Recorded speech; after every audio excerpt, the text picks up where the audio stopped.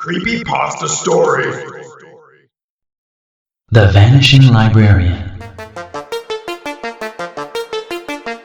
It was a stormy night at the university, with rain hammering against the windows and thunder rumbling ominously in the distance. The library, an old sprawling building with towering shelves and dusty corners, stood eerily quiet.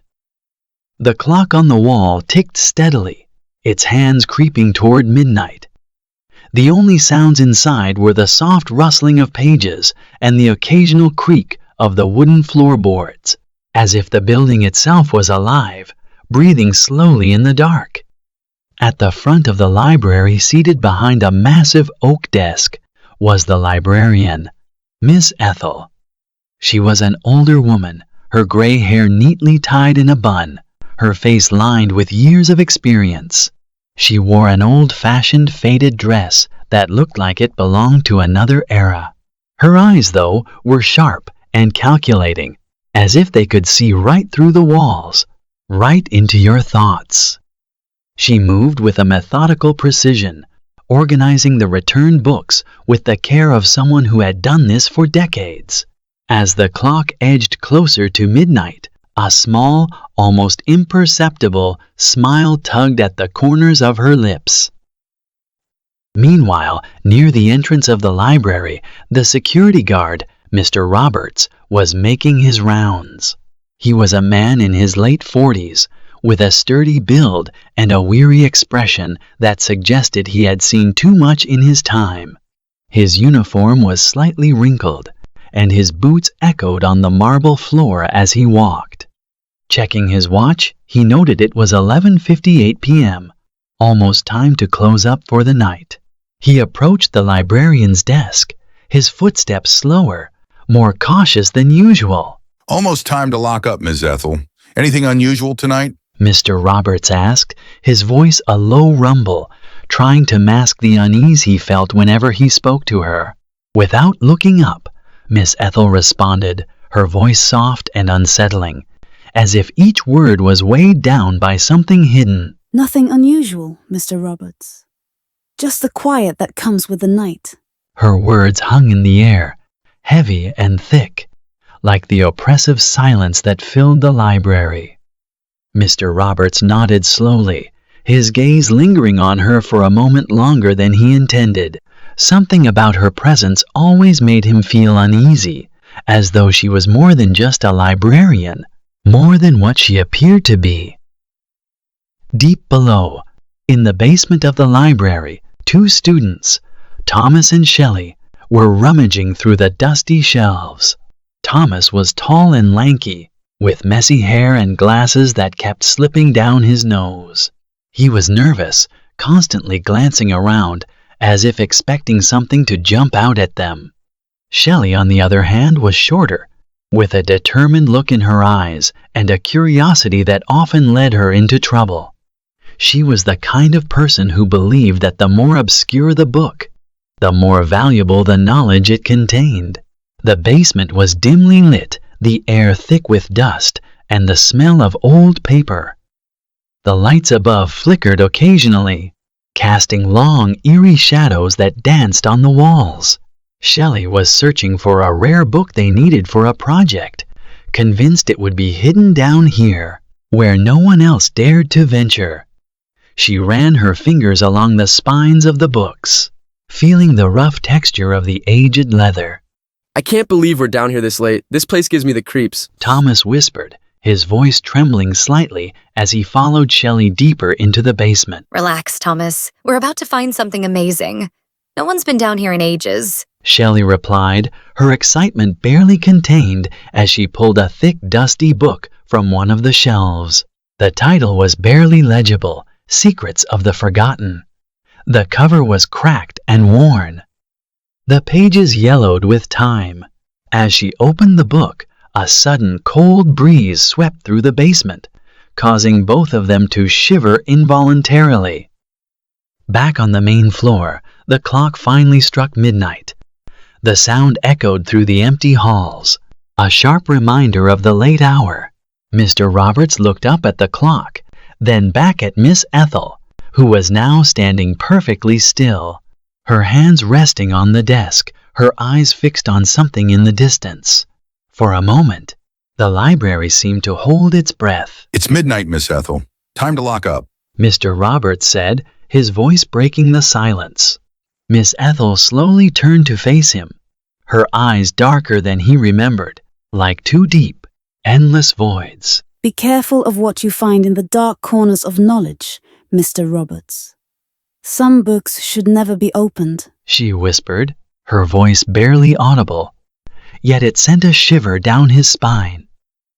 There was something in her tone, something that made the hairs on the back of his neck stand on end. It was as if she knew something he didn't, something terrifying. Mr. Roberts tried to laugh it off, but the sound came out more like a nervous chuckle. Sure thing, Miss Ethel. I'll check on the students and get them out. He said, turning away quickly, eager to leave her presence. In the basement, the atmosphere was growing more oppressive by the minute. The lights flickered more violently, casting strange, distorted shadows on the walls. Suddenly, a loud crash echoed through the basement, the sound reverberating through the narrow aisles. Both Thomas and Shelley jumped, their nerves fraying. We should leave, now. Thomas said, his voice tight with fear as he glanced around, trying to find the source of the noise. Not yet. Just a few more minutes. Shelley insisted, her determination overshadowing her growing unease. She turned a corner and froze. There, standing against the far wall, was a large, ornate mirror, its surface covered in a thick layer of dust. The frame was intricately carved with strange symbols and figures, almost hypnotic in their design. Shelley stepped closer, wiping away the dust with her sleeve. As the glass cleared, she saw the reflection of the library behind her, and in that reflection, standing just a few feet away, was Miss Ethel. The librarian's eyes were fixed on Shelley, cold and empty, devoid of any emotion. But when Shelley turned around, the librarian was nowhere to be seen. Thomas, we need to go. Shelley's voice was sharp, panic seeping into her tone. She grabbed Thomas's arm and pulled him toward the exit. As they reached the door, it suddenly slammed shut with a deafening bang. The sound echoed in the confined space, and the air grew cold, almost freezing. The lights flickered one last time before plunging the room into complete darkness. The only light now came from the mirror, where Miss Ethel's reflection still stood, her eyes glowing with a strange, otherworldly light. Back upstairs, Mr. Roberts was hurrying down the steps to the basement. The lights on the main floor had begun to flicker as well, the shadows growing longer and darker. The air had taken on a cold, unnatural chill, making him shiver despite his heavy uniform. Kids, Thomas, Shelley, you down there? He called out, his voice echoing through the silence. But there was no response, only the oppressive stillness that seemed to swallow his words. He reached the basement door and hesitated. Something felt wrong, deeply wrong, as if crossing that threshold would mean stepping into another world, one far darker than the one he knew. Gathering his courage, Mr. Roberts pushed the door open. The basement was pitch black, the darkness thick and impenetrable. He fumbled for his flashlight and clicked it on, the beam slicing through the darkness, revealing rows of shelves and dusty books. But there was no sign of Thomas or Shelley, only silence and the cold that seemed to seep into his bones. Where are you guys? This isn't funny. He shouted, trying to keep the panic from his voice. His flashlight beam swept across the room, finally landing on the mirror. He froze. There, in the reflection, he saw them, Thomas and Shelley, standing still, their faces pale, eyes wide with fear. But something was wrong. They weren't moving, weren't blinking. They were like statues, frozen in place.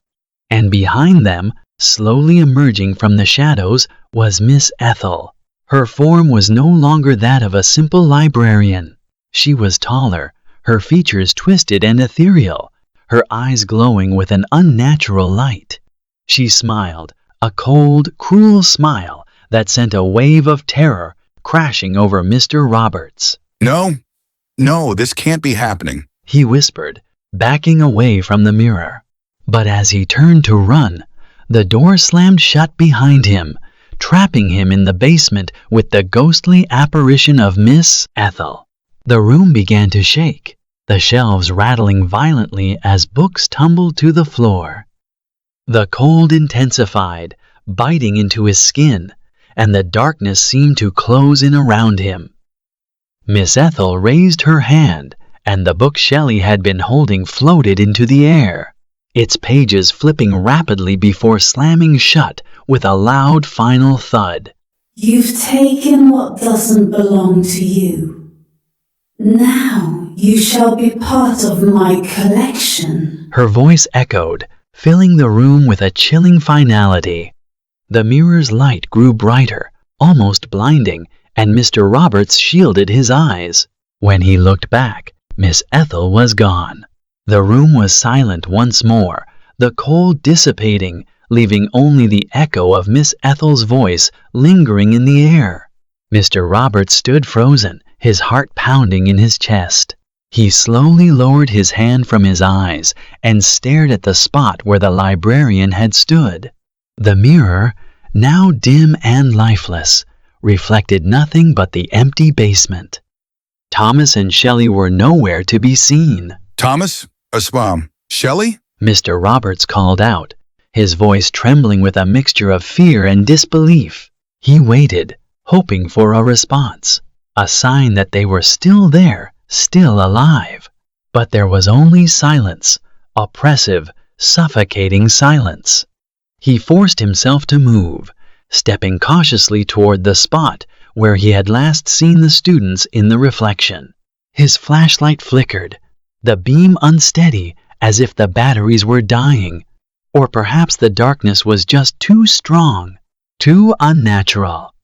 The basement, once filled with dusty old books and forgotten relics, now felt like a tomb, a place where time had stopped.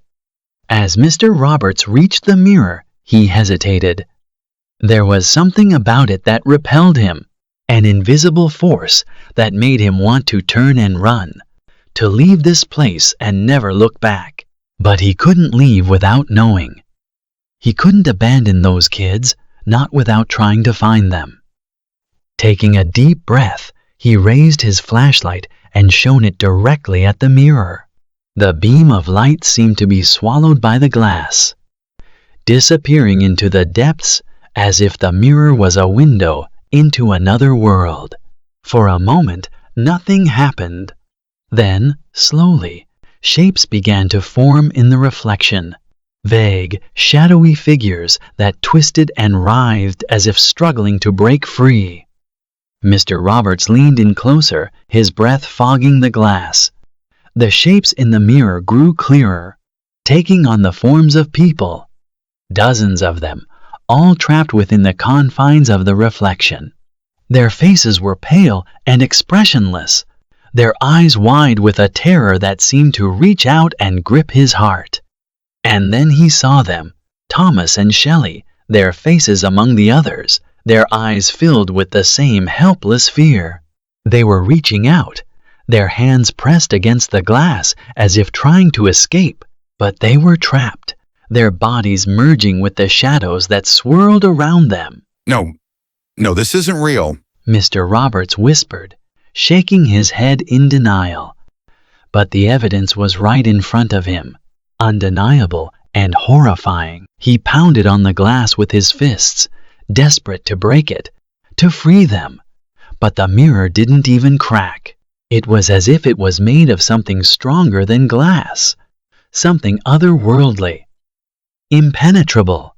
The reflections remained, unmoving, as if mocking his futile efforts. As he continued to strike the glass, a faint sound began to fill the room, a low, haunting melody that seemed to come from everywhere and nowhere all at once. It was the sound of an old, out-of-tune piano playing a melody that was both beautiful and deeply unsettling. The notes echoed through the basement, growing louder, more insistent, until they drowned out the sound of his pounding fists.